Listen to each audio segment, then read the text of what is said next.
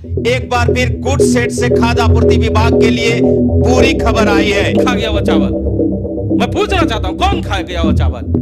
वो हमारा चावल था, हमारे लोगों का चावल था, यहाँ के बोकारो स्टील सिटी में रहने वाले उन गरीब परिवारों का चावल था। और गुड सेट पहुंचने के बाद बारिश में किस बुरी हालत में ये चावल भीग जाते हैं। लेकिन बिना कोई सुरक्षा के इसी तरह खुले में चावल के हजारों बोरे उतार दिए जाते हैं। काम को करने में वो लापरवाही दिखा रहे हैं, तो अधिकारियों का फर्ज बनता है कि उस पर कार्रवाई करें, ना कि चादर ढांके। ये साहब हैं, ये अपने घरों में रहेंगे, ये कार्यालय में रहेंगे, ये आपका टेलीफोन नहीं उठाएंगे, ये हमारा टेलीफोन नहीं उठाएंगे। हमारे प्रधानमंत्री जो काम कर रहे हैं, गरीबों के प्रति जो सोच रखते हैं, वो सोच जमीनी स्तर पर पहुंच के लोगों को मिल पाता। पूरा का पूरा चावल जो है गरीबों का जो अनाज है वो छोड़ दिया जाता है बारिश में कि चावल भीगे और फिर ये गरीबों को दिया जाएगा। कर्म कर रहा है, जो कदम उठा रहा है, नहीं चलता नहीं चलता, ऐसा नहीं होना चाहिए। भावुक हो गया, आप भावुक हो गए, आपको आदत है जब गरीब की जब बात होती है तो भावुक होना। ये कौन सा चावल है? 30 रुपया 40 रुपया सरकार खरीद कर 1 रुपया में चावल गरीबों को दे रही है। और ये गरीब यही वो लोग हैं जो आपको वोट देकर विधानसभा तक भेजते हैं, और जब उनकी बातें होती है तो आप अपने घर में बैठे रहते हैं। कौन है जिले का जनप्रतिनिधि? मैं तो नहीं समझ पा रहा हूं पिछले 2 महीने से कि इस शहर में कोई जनप्रतिनिधि भी है जो जनता का प्रतिनिधि है। जनता के द्वारा उठाए गए प्रश्नों को या जनता के उठाए गए दर्दों को सुनने के लिए कहां कोई नेता है? कि प्रदेश कार्यालय से एक सूचना आई है कि एक कार्यक्रम आपको करना है, तब वो नेता आपको नजर आएंगे, क्योंकि प्रदेश से कुछ आया है। कुछ लोग के सदस्यता अभियान के प्रभारी आते हैं, उन्हें ये भी नहीं मालूम कि हमारे बोकारो जिले का प्रत्याशी कौन है। जिस प्रभारी को ये नहीं मालूम कि उसका प्रत्याशी कौन है, वो क्या सदस्यता अभियान चलाएगा? अपने मुद्दों को समझने वाले ये जनता के प्रतिनिधि अब समाप्त हो चुके हैं। अब अपने अपने प्रतिनिधि लोग बचे हैं। नमस्कार, जोहार। डी फोकस चैनल में आप सभी का स्वागत है। आज एक बार फिर हम एक बड़ी खबर के साथ रूबरू हो रहे हैं। हम लगातार आपको दिखा रहे हैं कि बोकारो जिले का खाद्य आपूर्ति विभाग किस कदर संवेदनहीन हो चुका है।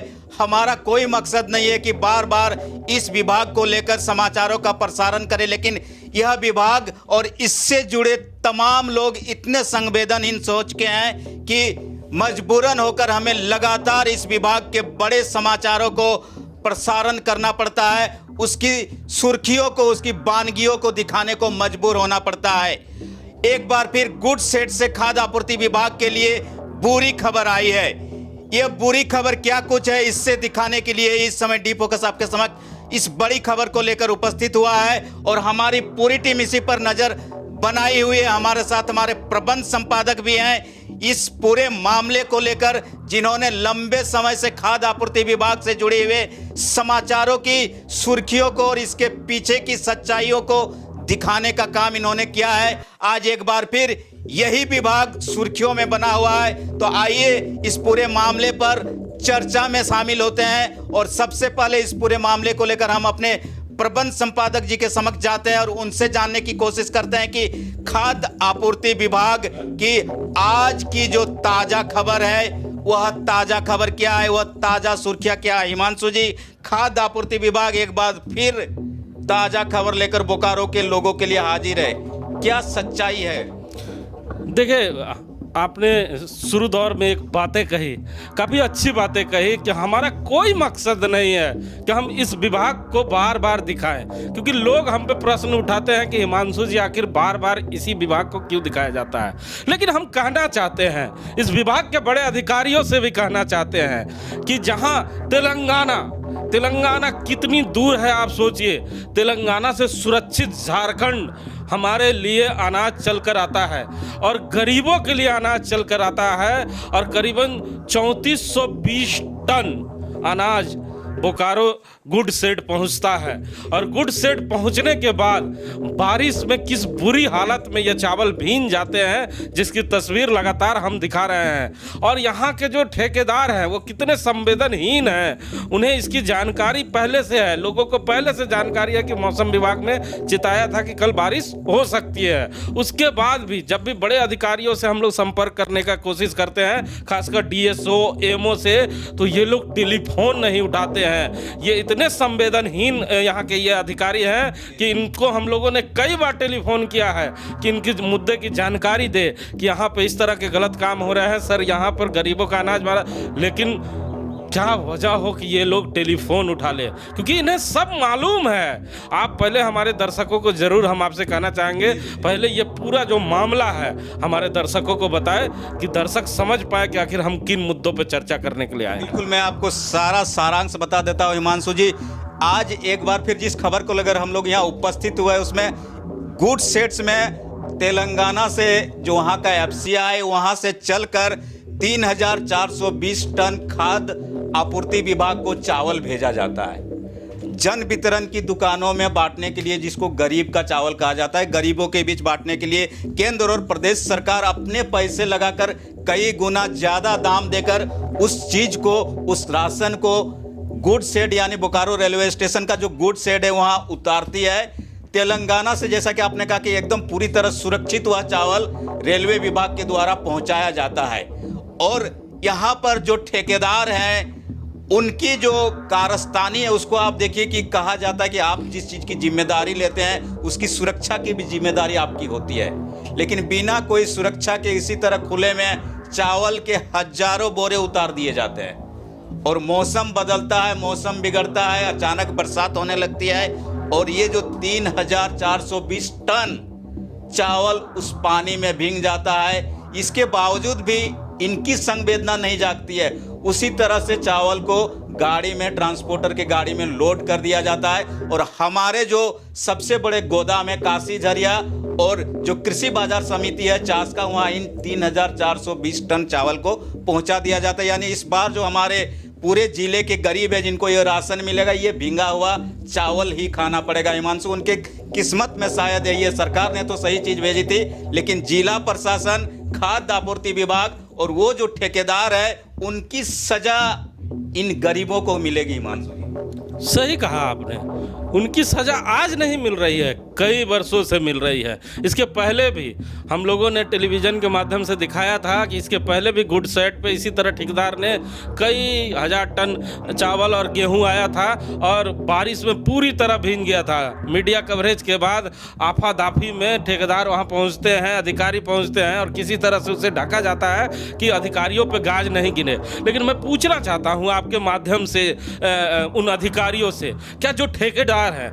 जो वहां पर इसके लिए डिप्यूट किए गए हैं, क्या उनकी जिम्मेवारी क्या है, क्या काम उनका है, क्या सरकार किस लिए उनको पैसे दे रही है? उनको पैसे इसलिए दिए जा रहे हैं कि जो गरीबों का अनाज आता है उस अनाज को सुरक्षित वहां से चास गोदाम और काशी झरिया के गोदाम तक वो पहुंचाए। अगर उस काम को करने में वो लापरवाही दिखा रहे हैं तो अधिकारियों का फर्ज बनता है कि उस पर कार्रवाई करें, ना कि चादर ढांके। अब अधिकारियों का बयान आता है कि अचानक बारिश हो गई है। अब बताइए, अचानक बारिश हो जाए चाहे बारिश हो, यह जिम्मेवारी आपकी है, क्योंकि यह हजारों टन चावल बोकारो स्टील सिटी के उन लाभुकों तक मिलना है जिसके इंतजार में वो 30-30 दिन तक इंतजार करते हैं कि पीएम साहब हमें भेज रहे हैं, मुख्यमंत्री साहब हमें भेज रहे हैं। अलग अलग गांवों में जाता है ये चावल और कितने ऐसे परिवार हैं जो इसी चावल और इसी अनाज पे जीवित हैं।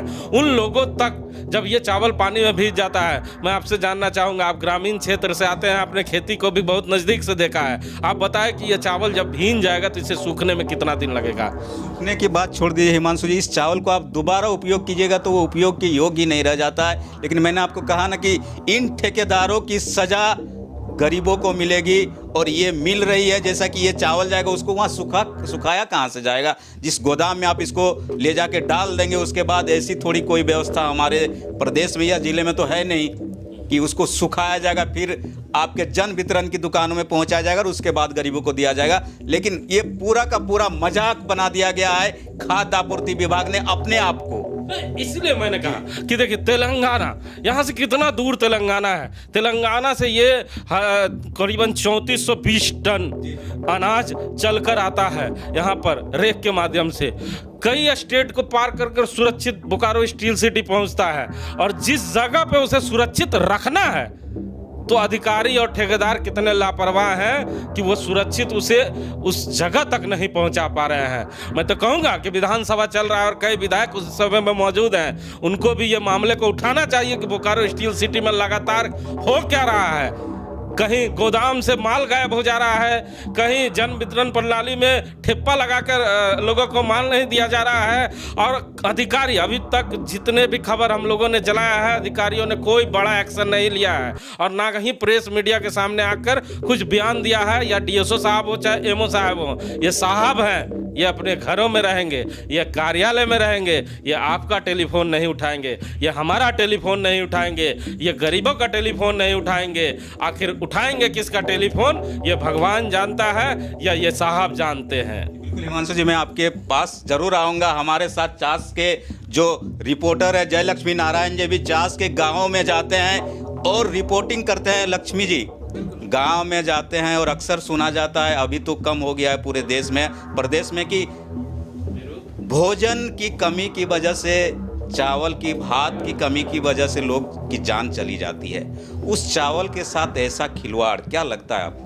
देखिए, सबसे पहले मैं आपको बताऊं कि हमारे चैनल ने जो ये अभियान उठाया, ये अभियान उठने के बाद से आम ग्रामीणों में भी जो जागरूकता आई है। पहले लोग जो जिनका गोदाम हुआ करता है, जो संचालक होते हैं, वो हर बार अनाज से 2 किलो 3 किलो काट लेते थे भाड़े के नाम पर।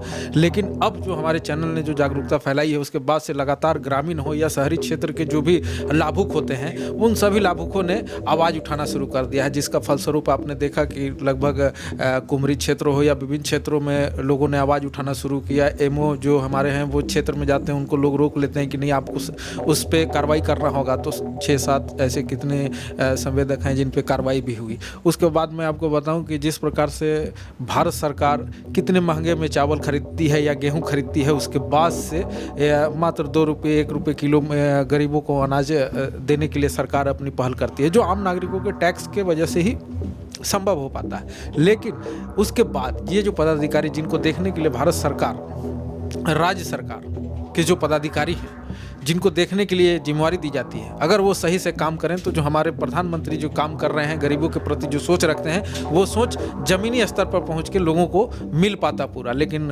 अपेक्षा आप देख सकते हैं कि किस प्रकार से चावल जो है। बिल्कुल जयलक्ष्मी जी, आपने बिल्कुल सही कहा कि जो गरीबों का चावल है गरीबों तक पहुँचे तो सबसे अच्छी बात, इससे अच्छी बात नहीं हो सकती है। प्रियंका जी हैं हमारे साथ, हमारी एंकर भी हैं, हमारे न्यूज़ रीडर भी है। प्रियंका गाँव में जाती है।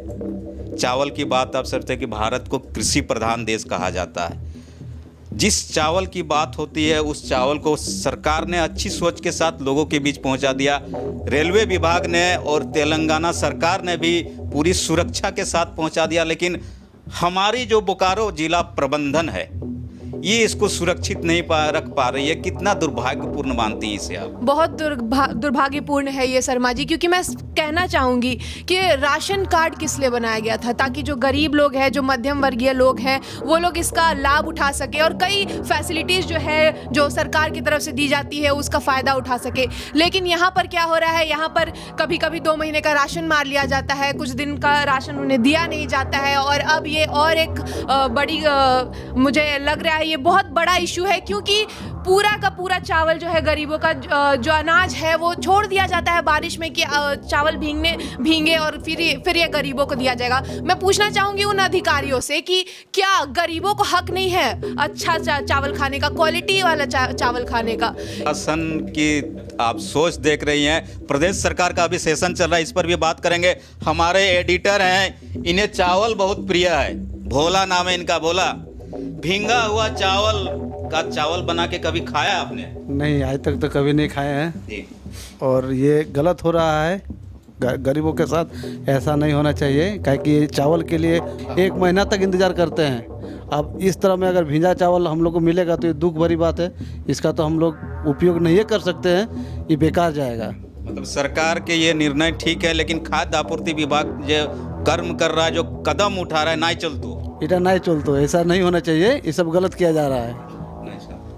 हिमांशु जी, देखा कि आपने हमारे जो सभी लोग हैं इसके बारे में विस्तार से जानते हैं। आपने भी देखा कि सबसे बड़ी बात होती है कि जब जिला प्रशासन बाखबर हो जाता है, जिसको कहते हैं कि हमारे कंट्रोल से बाहर हो जाता है, तब उस पर लगाम जनप्रतिनिधि लगाते हैं, राजनीतिक पार्टियां लगाती है, सरकार लगाती है। और जब भी हम पिछले 1.5 से 2 महीने से इस विभाग के बारे में लगातार कई बड़े खुलासे कर रहे हैं और पूरे प्रमाण के साथ कर रहे हैं, लेकिन हमारे जनप्रतिनिधि तो ऐसे खामोश नजर आ रहे हैं कि क्या कुछ कहना पड़ेगा उनको कि इस अब गरीबों के लिए कब जागेंगे हमारे जनप्रतिनिधि। किस जनप्रतिनिधि की बात कर रहे हैं? मैं तो जिले की ही अभी बात करता हूँ, इसके बाद सरकार कौन है जिले का जनप्रतिनिधि? मैं तो नहीं समझ पा रहा हूँ पिछले 2 महीने से कि इस शहर में कोई जनप्रतिनिधि भी है जो जनता का प्रतिनिधि है। यहाँ तो सब अपने अपने प्रतिनिधि हैं। जनता के द्वारा उठाए गए प्रश्नों को या जनता के उठाए गए दर्दों को सुनने के लिए कहाँ कोई नेता है? किसने आज अभी तक इतने बड़े बड़े मुद्दे हम लोगों ने उठाए हैं, किसने एक बार भी सामने आके कहा कि नहीं इन मुद्दे को सही है? अखबार में बड़े बड़े खबर छपते हैं, कहाँ कोई जनप्रतिनिधि आ रहा? कौन सी जनप्रतिनिधि की बात आप कर रहे हैं? यह जनता का चुना हुआ जनप्रतिनिधि का अब नाम बदल चुका है, इसे आप बदल दीजिए, क्योंकि ये विधानसभा में ही बोल सकते हैं या लोग अपने प्लेटफॉर्म पे ही बोल सकते हैं। इन्हें राज्य से जब कोई सूचनाएं जिला में आएगी कि प्रदेश कार्यालय से एक सूचना आई है कि एक कार्यक्रम आपको करना है, तब वो नेता आपको नजर आएंगे, क्योंकि प्रदेश से कुछ आया है। और आजकल तो जितने भी पार्टियां हैं वो नया मोड़ में पुतला जलाने और स्वागत करने के अलावा उनके पास काम क्या है? पिछले 3 महीने से आप देख लें इनका चार्ट उठाकर, कोई भी अगर नेता इस बोकारो शहर का जनता के लिए अगर कोई बयान देता होगा तो आप मुझे बताइए। कुछ लोग सदस्यता अभियान में व्यस्त हैं, कुछ लोग के सदस्यता अभियान के प्रभाती आते हैं, उन्हें यह भी नहीं मालूम कि हमारे बोकारो जिले का प्रत्याशी कौन है। आप देखे होंगे कांग्रेस पार्टी के आए थे प्रभारी, सदस्यता प्रभारी, उन्होंने कहा कि पूरे गांव घूमने के बाद मुझे काफी दुख हुआ। लोगों ने कहा कि कांग्रेस पार्टी की प्रत्याशी श्री परिंदा सिंह को चुनाव हरा दिया गया, हम ये गलती सुधारेंगे। अरे साहब, पहले आपको पार्टी की गलती सुधारनी चाहिए और पार्टी को यह सुधारना चाहिए कि आपके जैसे प्रभारियों को यहाँ भेजकर यहाँ के लोगों और यहाँ के कार्यकर्ताओं का हौसला नहीं गिराना चाहिए। जिस प्रभारी को यह नहीं मालूम कि उसका प्रत्याशी कौन है, वो क्या सदस्यता अभियान चलाएगा? भारतीय जनता पार्टी हो, चाहे जेएमएम हो, चाहे अस्सू हो, मैं अस्सू के विधायक श्री लंबोदर महतो को बहुत धन्यवाद करना चाहूंगा कि उनके विधानसभा में जब मैं जाकर उनके मुद्दे की बात को हम लोगों ने उठाया तो उन्होंने बोकारो के उपायुक्त से बात कर इस मुद्दे को उठाया है। तो इसे कहते हैं जनप्रतिनिधि, इसे कहते हैं कि जनता का चुना हुआ प्रतिनिधि, कि उनके विधानसभा में जाकर अगर कोई प्रश्न उठाता है, चाहे पत्रकार हो चाहे आम नागरिक हो, तो उसे सजग होकर वो सुनते हैं और उसके बाद हमारे खबर के बाद अखबारों ने उस खबर को अपने मुख्य पृष्ठ पर छाप के हमारे सत्ता पर प्रमाण लगाया है। और हम कह रहे हैं, आप कह रहे हैं जनप्रतिनिधि, कौन सा जनप्रतिनिधि? आप भावुक हो गए, आप भावुक हो गए हैं, आपको आदत है जब गरीब की जब बात होती है तो भावुक होना। ये कौन सा चावल है? 30 रुपया 40 रुपया सरकार खरीद कर 1 रुपया में चावल गरीबों को दे रही है। और ये गरीब यही वो लोग हैं जो आपको वोट देकर विधानसभा तक भेजते हैं, और जब उनकी बातें होती है तो आप अपने घरों में बैठे रहते हैं। एक बयान तक नहीं आता है, एक बयान तक नहीं आता है। कुमरी गांव का मामला था, बालू कांड था, गुड सेट था, कई मामले हम लोगों ने उठाए, एक बयान तक नहीं आता है। 50 लाख की चावल चोरी हो जाती है, गायब हो जाती है, सब खामोश। किसकी चावल थी? वो कौन सा चावल था? कौन खा गया वो चावल? मैं पूछना चाहता हूं, कौन खा गया वो चावल?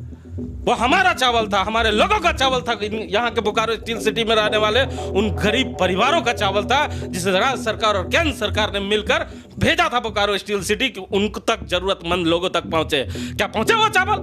मैं पूछना चाहता हूं आपसे। आप कहते हैं जनप्रतिनिधि, कहाँ रह गया है जनप्रतिनिधि? कहाँ है बोकारो स्टील सिटी में कौन जनप्रतिनिधि जो आपके दर्द को समझे, हमारे दर्द को समझे, हमारे मुद्दों को समझे?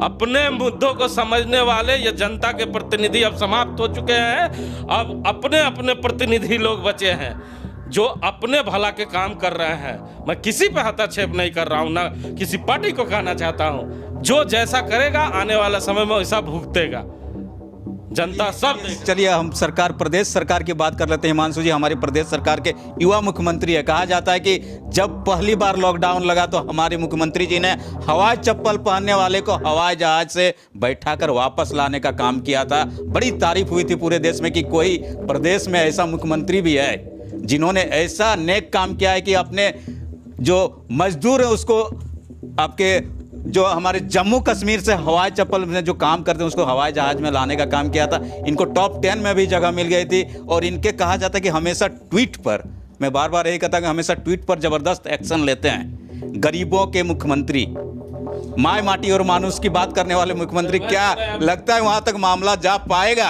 हम लोग को लगता है। मैं आपको ये भी बता दूं कि टॉप 10 में आपके मुख्यमंत्री जरूर रहते हैं, तो टॉप 10 में उनके अधिकारी भी रहते हैं कि मुख्यमंत्री ने हवाई चप्पल वाले लोगों को हवाई जहाज बैठाने का काम किया। अगर इन अधिकारियों का मन चलेगा तो हवाई जहाज से उतारकर उनके चप्पल भी ले लिए जाएंगे और उन्हें पैदल घर भेज दिया जाएगा। ये हालात है बोकारो स्टील सिटी के। और आपके मुख्यमंत्री को यह सोचना चाहिए, हमारे मुख्यमंत्री को यह सोचना चाहिए कि आपके द्वारा भेजा गया अनाज उन लोगों तक पहुंच रहा है कि नहीं, उसे भी देखना चाहिए। और ऐसे पदाधिकारियों को जो टेलीफोन तक नहीं उठाते हैं उन पर भी कार्रवाई होनी चाहिए। बहुत सारी बातें होती है और सही बात है कि जिस व्यक्ति के लिए जो सरकारी सुविधाएं पहुंचाई जाती है उस सुविधा का लाभ उस व्यक्ति तक नहीं मिले तो सबसे ज्यादा जिम्मेदार अगर कोई होता है तो उस प्रदेश की सरकार होती है और जनप्रतिनिधि होते हैं। और जनप्रतिनिधियों का इन मुद्दों पर खामोश रहना किसी के मन में भी सवाल पैदा करता है, चाहे आप हो या ग्राम के लोग हो या शहर के लोग हो या कोई भी हो। एक बार फिर खाद्य आपूर्ति विभाग ने जो कारनामा कर दिखाया है उसकी जबरदस्त चर्चा हो रही है और बोकारो जिले में इससे लेकर कई तरह की बात हो रही है कि इस बार गरीबों को भींगा हुआ चावल खाने के लिए सौगात के रूप में खाद्य आपूर्ति विभाग की तरफ से और वहां के ठेकेदार और ट्रांसपोर्टर की तरफ से मिलने जा रहा है। अब जनता और जनप्रतिनिधि कितने सोचेंगे इसके बारे में हम तो नहीं जानते, लेकिन अब जनता को ही इन सभी मुद्दों को लेकर सामने आने की जरूरत है ताकि इन सभी चीजों पर अगर लगाम नहीं लगेगा तो आने वाले समय में बहुत देर हो जाएगी। कैमरा पर्सन देवेंद्र कुमार के साथ मैं राम नारायण शर्मा।